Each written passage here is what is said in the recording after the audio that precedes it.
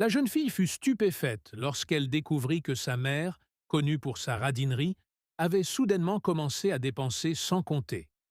Non seulement elle l'emmena manger et boire dans un fast-food, mais elle portait désormais des vêtements bien plus tendance qu'avant.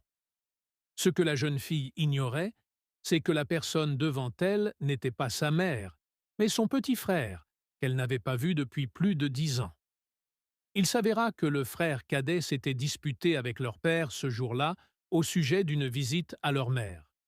Comme le père avait refusé, le garçon vola les clés de la voiture et partit seul. Malheureusement, il eut un accident de voiture. Lorsqu'il reprit conscience, il découvrit que son âme avait accidentellement pénétré dans le corps de sa mère. Choqué et désespéré, il vit soudain sa sœur accourir, alerté par le bruit. En la voyant, il ne put se contenir et s'écria « Ma sœur !» Mais celle-ci, ne connaissant pas la vérité, crut que leur mère souffrait de la maladie d'Alzheimer. Alors le frère tenta de se rattraper en disant qu'il allait bien, sans rien expliquer, et décida de ne pas lui révéler la vérité.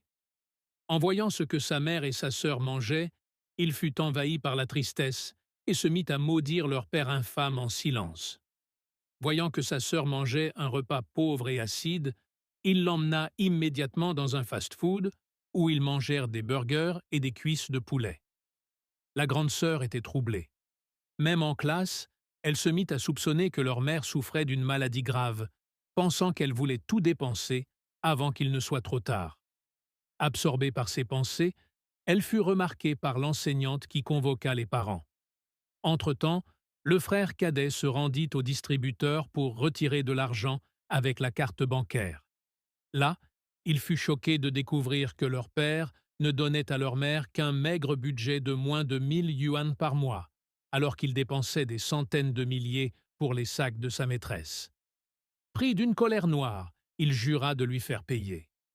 C'est alors qu'il reçut un appel de l'école de sa sœur. S'il s'agissait de leur vraie mère, elle aurait grondé sa fille pour son manque d'attention.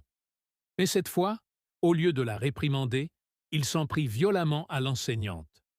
La jeune fille commença alors à apprécier cette nouvelle version de sa mère. Pendant ce temps, leur père était très inquiet. Son fils était dans le coma. Enfin, le médecin sortit du bloc opératoire et lui annonça que son fils était momentanément hors de danger, mais qu'il était peu probable qu'il se réveille en raison de lésions cérébrales. Il conseilla que la personne la plus proche de lui vienne lui parler pour le stimuler. Le père appela alors son ex-femme pour lui demander